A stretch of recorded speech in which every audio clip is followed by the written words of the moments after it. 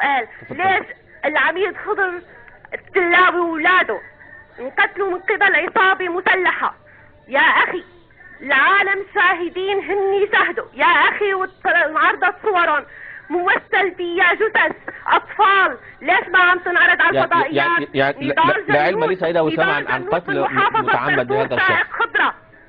لكن سيدة وسام لو سمحت نضال جنود، لو سمحت اذا بتريد، نضال جنود من محافظة طرطوس، سائق خضرة يا اخذ عم يحمل اخذ حمل خضرة. يا اخي تصور انه صوروا على الانترنت، عرضوها، صوروا على الانترنت شو عملوا فيه، عرضوها بكل وقاحة، عرضوها تيفزعوا الشعب السوري. نحن شعب ما بنخاف، نحن شعب بنحب رئيسنا، بنعبد الله اللي خلق رئيسنا.